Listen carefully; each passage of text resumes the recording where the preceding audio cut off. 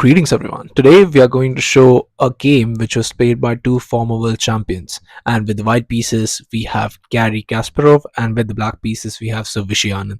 This game was played in 1995, and this game was played in Tal Memorial. Definitely just a few years later.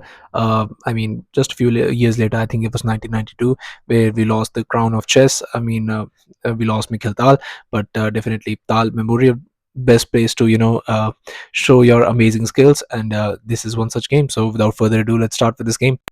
Garry Kasparov with the white pieces goes for e4. We have e5 by Anand, knight to f3, knight to c6, and bishop to c4. And we have bishop to c5 going for the Giacomo game. And in this position here, Garry Kasparov, he went for it. He went for the Evans Gambit. We have b4, just sacrificing that pawn, and we have bishop captures. The best way to refute a gambit is to just accept it. Well, maybe not always, but in this case that's true. Here we have c3 attacking the bishop, bishop to e7, and just e4 immediately striking in the center. We have knight to a5 attacking the bishop, bishop to e2, but just e captures. And here queen captures, knight to f6, but just e5 attacking the knight. And knight to f6 is generally not considered a good move in the Evans Gambit theory, because as crazy as it seems, a few moves later you're gonna understand what I'm saying. Here just knight moves back attacking the queen, queen to h4, and the best move in this position is to move the knight back. Yes, the best move is knight to g8. As crazy as it would seem, just go back to the starting square, because that knight is not good there, because there is no way you can try and get the knight to a better square. And here after queen to g3 you're going to play a move like king to f8. This is just ugly, but this is the best moves in this position. Here knight to a3, you play h5, castles, you play h4 attacking the queen, queen to f4, but just d6, knight to c4, you play g5. And here after knight captures, bishop captures, queen captures, and queen captures and bishop captures, you sacrifice, you basically exchange everything. Knight caps on e5, knight captures, d captures, and you get this endgame where white is a little better. It's not a lot better, it's just a little better.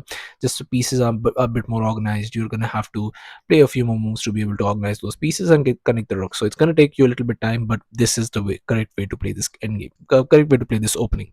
But here after queen to h4 we have knight to d5. This is just a natural move. Come on, who's gonna think of going there? It's just, you can, but with insane prep, that's all. Here with queen to g3, but now just comes g6, and here we have castles, knight to b6, and here just c4. And now you're gonna, wherever the knight goes, you're gonna try and harass that knight. We have d6, but now just going for this rook to d1.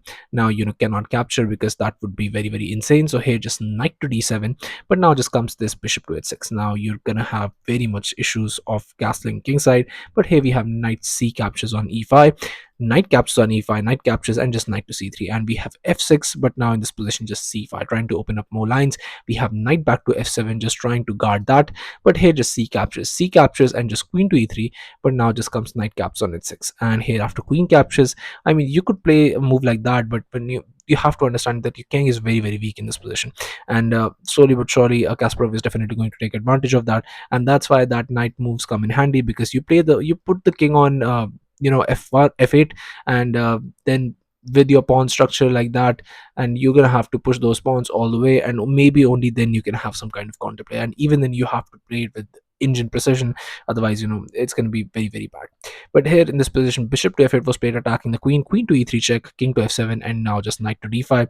And here we have this bishop to e6, but now here just knight to f4, and here queen to e7 was played by Anand. But here in this position Garry Kasparov went for this brilliant move. In this position he goes for rook to e1, a silent deadly killer. No matter what you do, the next move you're going to lose that piece, because here there is nothing that you can do to save that piece. Let's say you try to do something, just give that piece up to maybe for some game, but now just comes, let's say you play d5, but now in this position that is coming, there is absolutely nothing you could do.